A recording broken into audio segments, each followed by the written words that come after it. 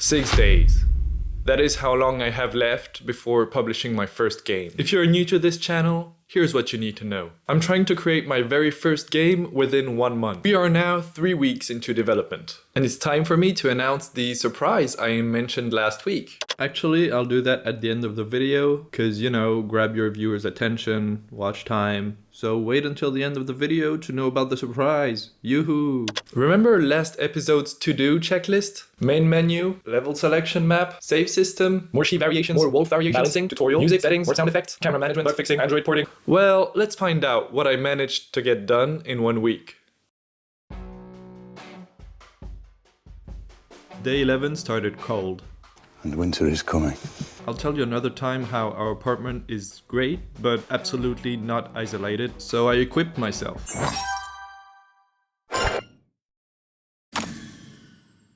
Before anything else, there were 2 things I wanted to get done. I wasn't quite satisfied with the sheep flea behavior. As you can see, it's very hard to have any control on the flock. So I reworked this behavior, and now the first sheep to flee is designed as the flea leader, and the other sheep will just follow this leader. To be more specific, they're heading towards a point in the direction the flea leader is heading. This gives the player much more control on the herd, and as you can see, I also added a small visual effect to indicate which sheep is the flea leader.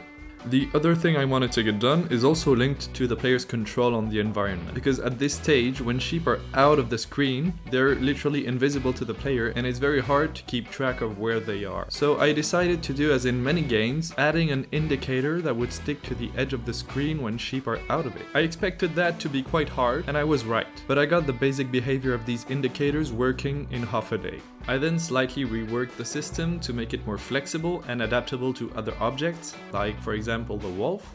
I also encountered one of the most fun and surprising bugs to this day. This bug occurred when a sheep died out of the screen. I forgot to tell the indicator linked to this sheep to also be destroyed, so that led the indicator to just be dropped on the map and stay here. As you can see, game dev can lead to very surprising bugs. This kind of bug really emphasizes that everything must be scripted and coded in order for things to work the expected way in a video game. On day 12, I continued working on my out-of-screen indicator system, because when there were a lot of sheep out of the screen, this kind of became cluttered on the screen. The first improvement consisted in merging indicators for a single aggregate of sheep out of the screen. This was a pretty tough task, as every sheep needs to keep track of the other sheep's indicator state, but the way I organized my code previously made it easier to implement. The second improvement is related to the player's perception of the distance to the sheep. As you can see, the indicator's distance to the edge of the screen now varies with the distance the player is from the sheep. I ended up pretty satisfied with the system. It could still be improved, but I gotta move on. Next on my checklist was the world map. This is a map inspired from other games like Super Mario Bros. Or Overcooked, where the player can freely move around between the different levels and pick the next level to play. In my game, I wanted to create distinct areas for each level. So the first level the player will encounter is a town level, which is going to be pretty straightforward. The second level is going to be a farm level, and so on. I also needed to add boundaries to the map to add constraints to the player in a way that he doesn't just roam out of the map. The foundations of my world map are laid, and I gotta say, I was pretty happy with them. A crucial mechanic relative to the world map is how the player is going to select and unlock new levels. So I started building an interface around a message board where the player will be able to see information about the level and, if he's completed the level, about his highest score. I then set up a very simple system that would display the information when the player gets close enough to the message board. I thought it was important to create a small side panel that would display the bronze, silver, gold, and platinum score thresholds. About the level unlock mechanic, every level will have a bone cost, because the player's a dog, and the player is rewarded a certain amount of bones at the end of the level, depending on how well he did. A bronze score will give him 1 bone, a silver score 2 bones, and so on. Despite the extreme diversity of assets in the mini fantasy assets, I haven't found any very explicit bone, so I had to modify one of the existent ones that was in the junk loot pack and create my own bone. My very own bone. I was actually actually pretty surprised of the result. It did take me at least 15 minutes to create though. I'm pretty sure Krishna, the creator of these assets, I hope I'm pronouncing his name correctly, would have took 20 seconds to do this. It was then finally time to test my system in real conditions. This implied setting the foundations of a safe system in order to pass the information from a level to the world map. But you know how things go in game dev? It very rarely works on the first try.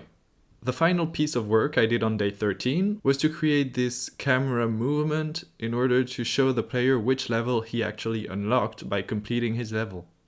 The day was ending and we were the 19th of October. I've been waiting for this game since its first gameplay trailer 2 years ago. And being a huge fan of their previous game, Dungeon of the Endless, I was extremely excited to try this game. But I didn't plan my whole life according to this release date, and we had plans with some friends for a board game night. So I had to take a frustration shot and wait until tomorrow night. Valentin, Eloise, if you're watching this, don't take it personally. This time together was actually really fun. I promise. Nope, still not the right time. Take your frustration shot and back to work. I started this day by planning the unlocking schedule of the different levels. It makes it easier sometimes to write things on paper. I really struggled with this unlocking mechanic. Nothing is working, the camera should be moving, the high score should be recorded and displayed. Pay attention to the final score. The score isn't even equal to the previous score, and the camera didn't move. Let's go check if it's unlocked at least. I really have to increase the player speed. After a lot of effort and debugging, I finally got things working. And I couldn't help but work on polish. I know it's not a really smart thing to do. The polish stage is supposed to be at the end of your development. Experienced developers would disapprove, but I just can't help it. And the result is pretty encouraging. I also think playtesting a game with a bit of polish is much more enjoyable. So yeah, I don't know. What do you guys think about it? Okay, so now let's test in real conditions. First level complete, unlocking the second level. Still did not increase the player speed. Unlocking the second level. Okay, let's play it real fast. Second level complete. Okay, so this triggers the unlocking of a second level in the town map and of the river map. And now let's go check if we can okay, no, not working again. So after fixing this small bug, I realized I couldn't navigate in the menu with a gamepad. One quick tutorial later and I got things working, except the player is still moving while I'm navigating through the menu. So now I manually tell the player to stop moving, but the animation is still running. Okay, after fixing that again, something bugs me out. Every time I press a button, it brings me back to the play button. And this is when I realized I did a very poor game design decision that is going to cost me a lot of time. The very final thing I did on day 13 was to replace those trophies, which made no sense, with bones. Because the player's a dog. Endless Dungeon. Finally. The long-awaited sequel to Dungeon of the Endless. I have to say, shivers went down my spine when I heard that music, highly inspired from the previous game. Straight away, I felt like they would remain faithful to their roots. And I think I wasn't wrong. The game has its flaws, but overall it's a very pleasant experience, and a worthy successor of its predecessor. I won't be doing a full review here because with a simple YouTube search you'll find great content that goes over this way better than I do, and my point of view might also be biased because I'm such a great fan of the first game, but that could also make me more picky. Overall, great experience, I highly recommend it.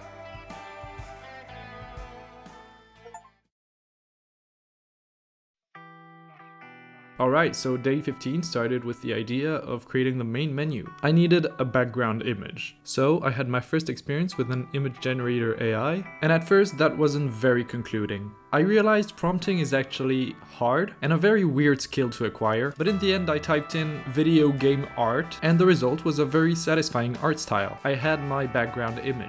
I could now start working on the main menu interface. Again, one of my first experiences with building an interface and especially a main menu. I kept it very simple, and by the way, I finally found an adequate name for my game. I have a friend that's an English teacher, and I asked him, what does Private Shepherd make you think about? Turns out it made him think about military. So he proposed me Shepherd on Hire, and that was more what I was looking for. The pitch of this game is you're kind of an Uber dog that goes from farm to farm accepting contracts. And this also makes this game engaged, denouncing the work market's precariousness. Okay, I'm overthinking it. And after working quite a while on this interface, I realized it did not scale correctly with different resolutions. I did my in-game interfaces the same way, so I have to do that all over again. After a lot of reworking, I finally had a main menu I was satisfied with. There's a big empty space I think I have to fill, but that's for a later day. I have to say I'm kind of proud of this slight animation on the background. It was pretty easy to implement and it really adds something. So that was the first half of the day. Now on the second half, I've been building the actual town level. This is the first level the player will complete, right after the tutorial. I wanted to make it as simple as possible, but as usual, I can't help myself but to add useless complexity. And once it's done, I don't really want to erase it anymore. I was now able to test the level, and I soon realized that I had a problem when my player and my sheep went behind some pieces of the environment. So I created a layer mask, which is something that will allow the player to see through the obstacles when some elements are behind them, and soon after implementing this feature, I found a bug that would annihilate my mental state. What the actual hell is going on with my sheep? I did not understand at all. Nothing made sense. I tried everything to fix it. Going back to previous levels, the bug was not here, so it has to be linked to this town level. I tried deactivating and reactivating multiple components. I even tried removing the whole tile map, but I couldn't find the origin of this bug. This drove me crazy, and it took me the whole third half of the day to fix it. I really needed something special to clear my head after this. And luckily, a developer from the mini fantasy community had just released his game on Steam. It's called Power Fantasy and it's exactly what I needed at this moment. A Vampire Survivors-like with heavy metal music. I'm not a great connoisseur of metal music, but you know what I mean. Anyways, it's free on Steam, so feel free to go try it. There were a few highlights on this weekend. I woke up to some notifications on my YouTube video that made me very happy. Basically, I had my very first interaction with my newly created community. Thank you guys and girls, you really made my day. Shout out to this especially well-written comment that made me laugh and feel very supported. The second weekend highlight, I repaired my toilet flush. Who said a developer's life was sexy? That might not seem much, but this is how we've been flushing our toilets for the last 2 weeks.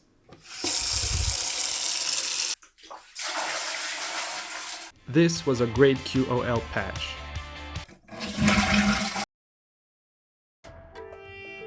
On the 16th and last day of this devlog episode, I felt like I had most of my core systems running and I could finally start adding content. So I worked on my world map to add a river environment and a spot for the river message board that will host a quest. And of course, after this, I built the actual river level.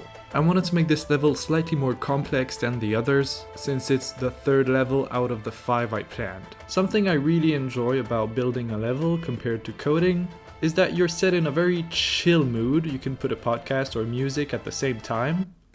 Dis-moi, tu vas faire quoi?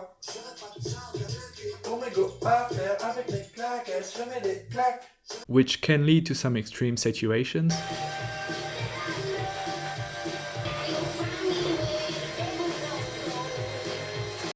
It's very nice switching between different tasks on a daily basis. It's very mind refreshing. I also wanted this level to act as a transition between the town and farm, and on the other side, a much harder level which will be a swamp, and which I will design in the next episode. So I added some swampy trees, and if I have time later I'll add some swampy vegetation. That would be nice, but I'm kind of rushed by my deadline. Then came the time to test the level, and it works pretty well. I was happy with that. During the rest of the day, I focused on actually balancing my levels, setting the score thresholds for the bronze, silver, gold, and platinum thresholds, setting the initial number of sheep in the levels, and I realized it would be smart to be able to assign a different multiplier to the time remaining left at the end of the level and to the number of sheep you bring back in the pen.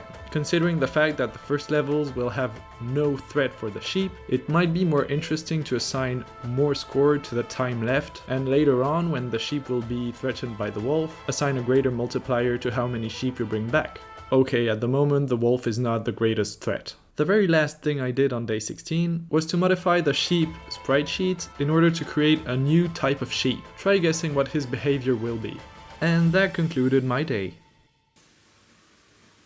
I'll never finish in 6 days. I'm sure more experienced developers watching these videos knew it from the beginning. I still haven't gone through the whole process of creating a game from start to finish. My challenge is to create a fully functional game in 1 month. For the satisfaction of checking things in a list, we got the main menu done, the world map is done, the save system is work in progress, more sheep work in progress, more wolves more maps. I forgot to add more maps to my list, but this is work in progress. Balancing is work in progress. And that's basically it, which leaves us with a whole bunch of tasks left. I'll do my best during the 6 days I have officially left, but I prefer warning you right now. I really don't want to release an unfinished game. I've put enough effort into this game to not care about its state at release, so I might take 1 more week to polish it. And it's time for me to announce the surprise I mentioned last week. Actually, I'll do that on the next video. Ow! Alright. I thought it would be fun if I could make you participate in the creation of my game in a way or another. Do you want to name a sheep and have its name in my game forever? Well, for this you just have to subscribe to my channel if you haven't already and type in the comment section what you want your sheep to be named. There are 3 simple rules concerning the names. First of all, you can name only 1 sheep. There is a 15 character limitation and try not to get above 10 for the sake of readability in the game. And of course, no insults, racism, or other mean offensive things in the name. Every name that follows these simple rules will be added to the game. And of course, you'll be able to see it in game on release day, which is supposed to be in 1 week, but it might be 2. And I hope not 3. I really can't wait to see what you come up with. That wraps it up for week 3. I really hope you're enjoying this devlog series, and if so, feel free to like this video and subscribe to my channel. See you next week, and I highly recommend you to press play.